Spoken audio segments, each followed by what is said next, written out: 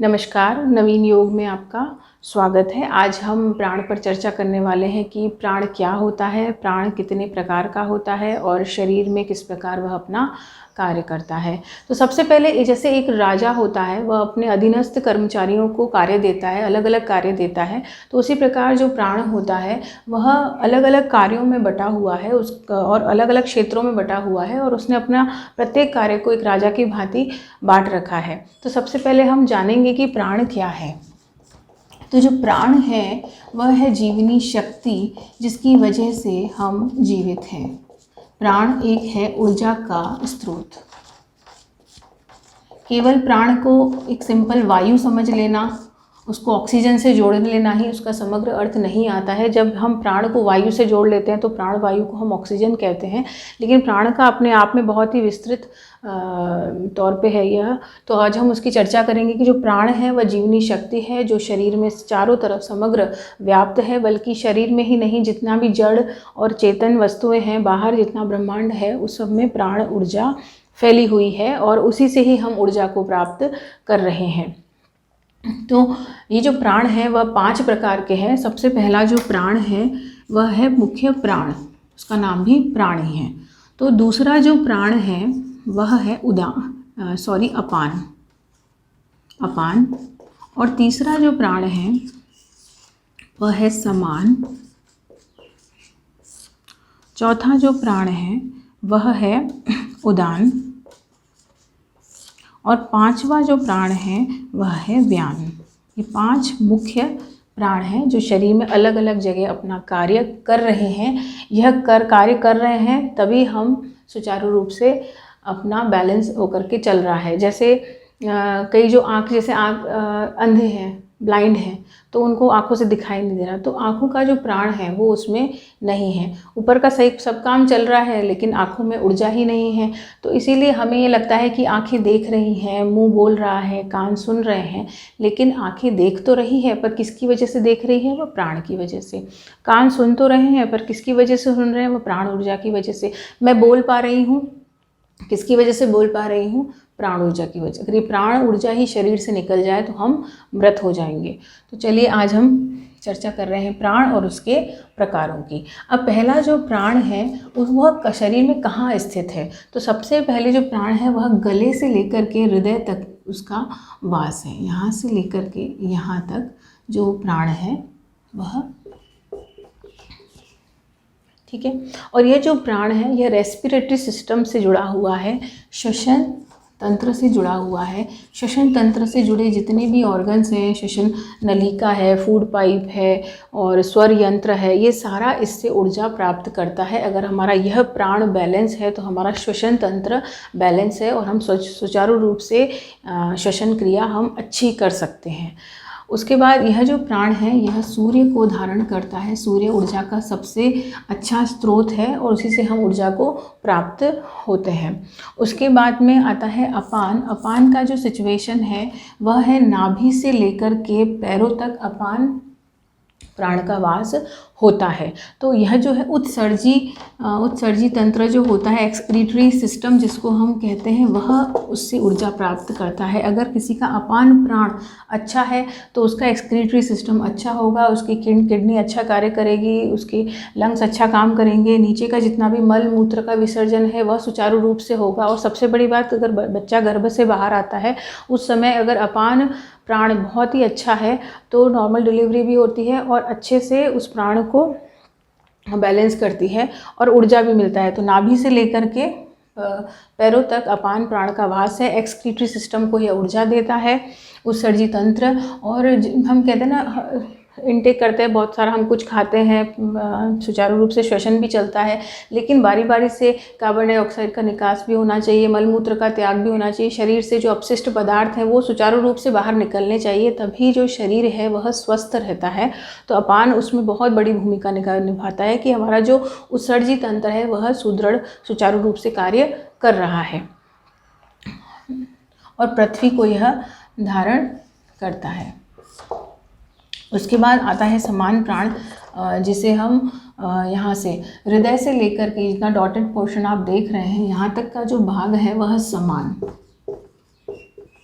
समान प्राण है और ये पाचन तंत्र को विकसित करता है, उसको ऊर्जा देता है। अगर यह प्राण हमारा सुचारू रूप से कार्य करता है तो हमारी डाइजेस्टिव संबंधी कोई भी समस्या नहीं होगी। जैसे जो भी हम खाते हैं वो अच्छे से पच जाएगा, उसका जो रस बनेगा वो पूरे शरीर में समान प्राण पहुंचाता है। और यह जो है समान प्राण यह आकाश को धारण करता है, खाली स्पेस को। अपन कहते हैं ना कि खाना खाइए लेकिन 1/4 पार्ट अपन को खाली रखना है, और वो जो खाली अपन छोड़ते हैं तब अच्छे से प्रॉपर डाइजेस्ट करता है और उसमें जो उत्पन्न जो से रस है वो पूरे शरीर में उसको पहुंचाने का जो कार्य है वो समान का है और डाइजेस्टिव सिस्टम को ये बहुत अच्छी ऊर्जा देता है। तो हम कई बार सोचते हैं कि प्राणायाम के बारे में सुनते हैं कि हमें प्राणायाम करना चाहिए, हमारा शरीर स्वस्थ रहता है, लेकिन प्राणायाम तो हम करें पर हम जाने कि पहले प्राण क्या है। प्राण को जानेंगे तो फिर हम प्राण को कैसे अच्छा रखें, स्वस्थ रखें। और आने वाले समय में अभी प्राण की बहुत अधिक मांग है, क्योंकि व्यक्ति का प्राण वायु जो ऑक्सीजन लेवल ही इतना कम हो चुका है कि अभी समाज में बहुत तनाव का भी वातावरण चल रहा है। तो हम जानेंगे कि प्राण क्या है और प्राण को समझ करके प्राणायाम का जब अभ्यास करेंगे तो हमारा जो प्राणमय कोश है वो भी सुचारू रूप से कार्य करेगा। और हमें इन सब चीज़ों की समझ होनी चाहिए ताकि ये चीज़ें हम कर पाएँ। उसके बाद आता है उदान प्राण। उदान का जो स्थान होता है वो गले से ऊपर की तरफ रहता है। जितने भी सेंस ऑर्गन हैं, संवेदांग हैं, जैसे आंखें देख रही है, कान सुन रहे हैं, मैं बोल पा रही हूँ, ईएनटी जितना भी कार्य होता है वह ये संभालता है, ठीक है। और ये अगर सुचारू रूप से कार्य करे तो हमारा तंत्रिका तंत्र, नर्व सिस्टम बहुत अच्छे से कार्य करेगा। एंडोक्राइन सिस्टम, जितनी भी हार्मोन्स अच्छे सीक्रेट होंगे, बैलेंस होंगे हम लोग, तो तंत्रिका तंत्र हो गया, अंतःस्रावी ग्रंथियों को यह उदान प्राण ऊर्जा देता है। और यह अग्नि को धारण करता है। अग्नि मतलब तेज, तेज को धारण करता है। तेज से आशय है जो मुखमंडल पे जो तेज रहता है, उस तेज की बात हो रही है, वह अग्नि बैलेंस करता है। और अगर उदान प्राण अच्छा है तो यह तेज मुखमंडल पे भी ऊर्जा का वास होगा और जितने भी ईएनटी हैं वो डिपार्टमेंट वो सारे अच्छे अच्छे रूप से कार्य करेंगे, हार्मोन अच्छे सीक्रेट होंगे, एंडोक्राइन ग्लैंड्स अच्छे से कार्य करेंगी, नर्व सिस्टम अच्छा सा कार्य करेंगे, सारे जो सेंस को ऑर्गन है सुचारू रूप से अपना कार्य करेंगे। आप देखेंगे अभी हम बहुत ज़्यादा ऑनलाइन टीचिंग में इनमें आ गए हैं, फ़ोनों पे सारा दिन जुड़ा रहना, टीवी देखते रहना, तो कहीं ना कहीं आई साइड आँखें वीक होती हैं, हेडफोन्स को लगा के रखते हैं और बहुत सारी प्रॉब्लम ईएनटी की भी हो रही है, दिक्कत हो रही है। तो जैसे ही हम प्राण को समझेंगे और जब हम प्राणायाम का अभ्यास करेंगे तो ये सारे जो 5 प्राण हैं ये बैलेंस होंगे और हमें हमारे शरीर को अलग अलग जगह ऊर्जा देंगे। अब मैंने बताया प्राण तो रेस्पिरेटरी सिस्टम से जुड़ा हुआ है, अपान प्राण एक्सक्रीटरी सिस्टम से जुड़ा हुआ है, समान प्राण आपके डाइजेस्टिव सिस्टम से जुड़ा हुआ है, ऊपर का पार्ट आपका पूरा ईएनटी डिपार्टमेंट देखता है, नर्व सिस्टम को देखता है, पिट्यूटरी पीनियल ग्लैंड से जो हार्मोन सीक्रेट होते हैं उसको बैलेंस करता है, आपके मुख पर तेज लाता है क्योंकि अग्नि को धारण करता है। और अंतिम जो है व्यान प्राण, ये जो ऊपर के चारों प्राण हैं तो इनमें इनसे जुड़ा हुआ रहता है, इनको जोड़े रखता है आपस में, और कहीं भी एक जगह प्राण की कमी हो जाए तो तुरंत व्यान प्राण वहाँ पर बैलेंस को क्रिएट करता है और ये पूरे समग्र शरीर में व्यान प्राण व्याप्त रहता है। इसको सर्कुलेटरी सिस्टम भी कहते हैं। जो परिसंचरण तंत्र होता है पूरे शरीर में यह व्याप्त रहता है, जैसे रक्त पूरे शरीर में फ्लो होता है तो व्यान प्राण समग्र शरीर में व्याप्त रहता है और खाली स्थान से आप उसको व्यान प्राण को डिनोट किया गया है। तो पूरे शरीर में व्यान का वास होता है। और ये जो 5 प्राण होते हैं इसके साथ ही 5 उप प्राण भी होते हैं, जैसे नाग, कूर्म, कृकल, देवदत्त और धनंजय।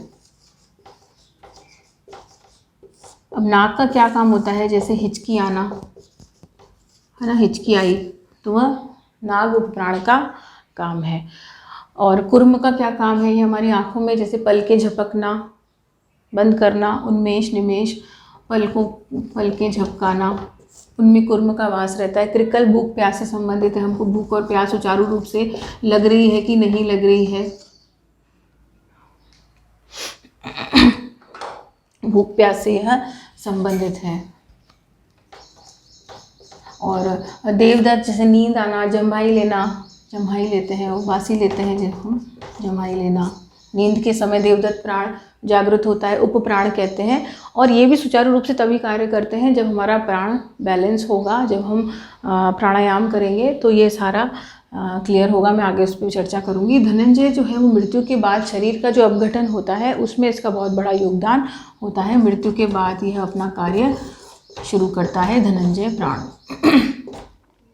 तो चलिए आज हमने मुख्य प्राण समझे, उसके बाद उपप्राण नाक जैसे हिचकी आना, कुर्म पलकों में होता है, आंखें बंद करना खोलना, कृकल, भूख प्यास, आपको बराबर भूख लग रही है, प्यास लग रही है, आपको पता चल रहा है, और देवदत्त झमाई आना, उबासी आना, नींद आना, नींद के लिए ये जिम्मेदार होता है। धनंजय प्राण, आजकल अनिद्रा की बहुत समस्याएं हो गई है, तो आप जितना प्राणायाम करेंगे, इन 5 प्राणों और 5 उपप्राण आपके शरीर में अगर बैलेंस हो गए, अच्छा कार्य करने लग गए, तो आपकी रोग प्रतिरोधक क्षमता भी बढ़ेगी और कई सारे बैलेंस आप हो जाएंगे, संतुलित आप हो जाएंगे।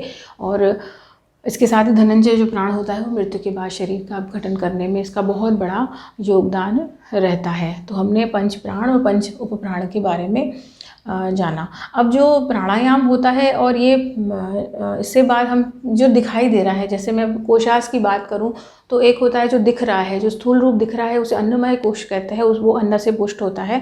तो इसके पीछे ही एक प्राणमय कोश होता है।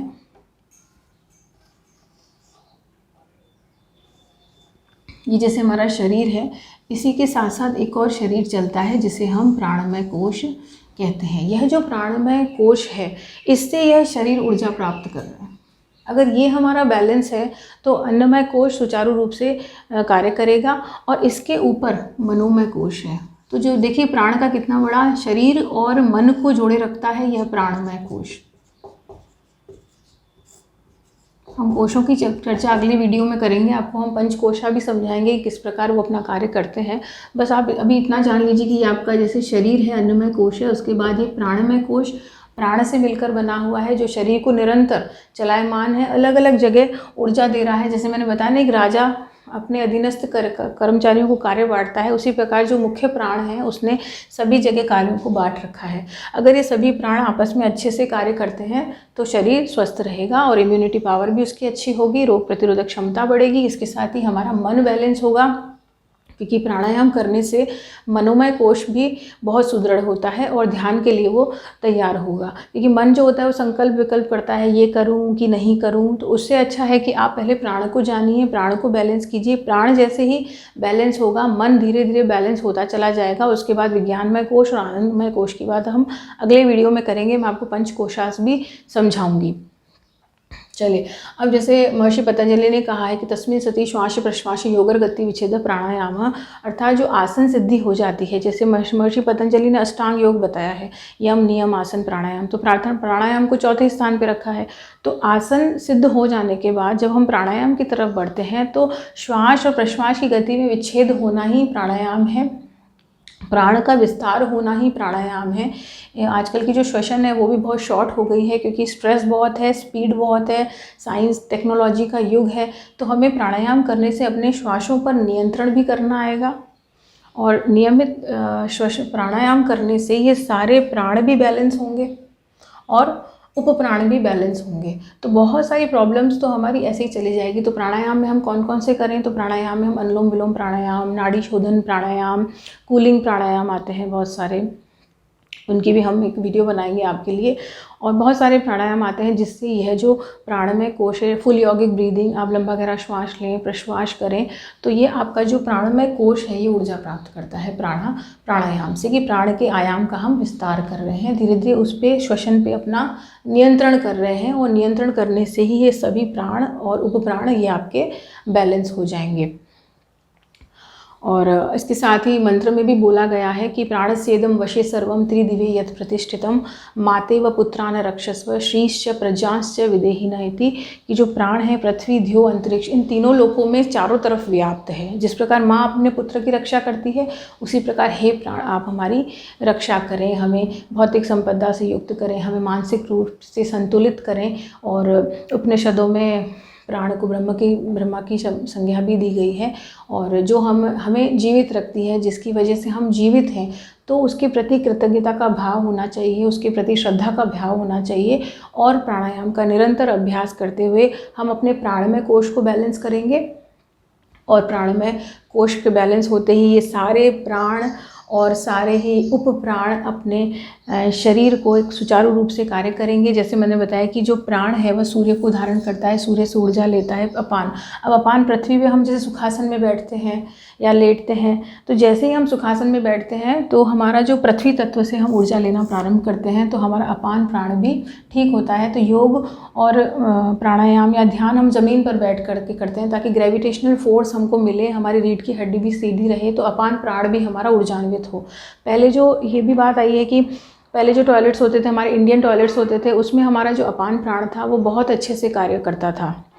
लेकिन जैसे हम वेस्टर्न की तरफ गए हैं तो ये अपान प्राण वीक होता जा रहा है। हम ज़मीन पर बैठना छोड़ दिया है, हम खड़े खड़े खाना खाते हैं, कई सारी ऐसी बैड हैबिट्स हमारे अंदर आ गई हैं जिसकी वजह से ये सारे प्राण डिस्टर्ब हो गए हैं। तो धीरे धीरे हम अपने दिनचर्या में कुछ अच्छी चीज़ें, कुछ अच्छी आदतों को ऐड करें कि नियमित हमें आधा घंटा ज़मीन पर बैठना ही है ना। तो इस तरह से हम करेंगे तो अपान प्राण हमारा ऊर्जा को प्राप्त करेगा। और ज़मीन पर बैठने के तो अनेकों फ़ायदे हैं, सारे पंच प्राण भी एक ऊर्जा को प्राप्त हो जाएंगे। तो उससे डाइजेस्टिव सिस्टम भी नीचे बैठने से अच्छा होता है। अगर नीचे बैठ के अपन भोजन करते हैं तो हमारे ये जो समान प्राण है वह भी बैलेंस होता है। उसके बाद उदान ऊपर तेज, जो हमारे शरीर में तेज रहता है, ऊर्जा रहती है, हमें एक आकर्षण भी देता है। आप देखते होंगे कि कितने भी सिद्ध पुरुष हैं, जो भी योगी हैं, वो लोग क्या करते हैं ना, वो हमें अट्रैक्ट करते हैं, अपनी तरफ आकर्षित करते हैं, क्योंकि उनका जो तेज होता है वह बहुत ही अच्छा रहता है। तो वह उदान प्राण की वजह से होता है। और उदान प्राण मृत्यु के समय भी शरीर से निकलने के लिए और सूक्ष्म शरीर और सूक्ष्म शरीर को अलग करने का जो कार्य करता है वह भी उदान प्राण का ही कार्य है। कि जब मृत्यु होती है तो हम उदान प्राण की वजह से ही अपने स्थूल शरीर से सूक्ष्म शरीर अलग होता है। इसकी भी हम अगले वीडियोस में चर्चा करेंगे कि किस प्रकार से यह सारा कार्य घटित होता है। तो आज हमने प्राणों को जाना कि 5 प्राण होते हैं, शरीर में कहाँ कहाँ सिचुएशंस हैं उनकी और कैसे कैसे वो कार्य करते हैं। तो आज इसका समग्र नॉलेज लीजिए और फिर प्राणायाम कीजिए, प्राण के प्रति श्रद्धा का भाव रखिए और उससे ऊर्जा प्राप्त कीजिए। क्योंकि पिंडे ब्रह्मांडे, ब्रह्मांडे पिंडे, हमारा जो निर्माण है वो ब्रह्मांड से हुआ है। तो ब्रह्मांडीय ऊर्जा से, ब्रह्मांडीय प्राण ऊर्जा से अपने आप को जोड़िए ताकि हम संतुलित हो सकें, बैलेंस हो सकें। आज के वीडियो के लिए इतना ही। अगले वीडियो में हम पंचकोश की ज़रूर से चर्चा करेंगे। तब तक के लिए थैंक यू, धन्यवाद।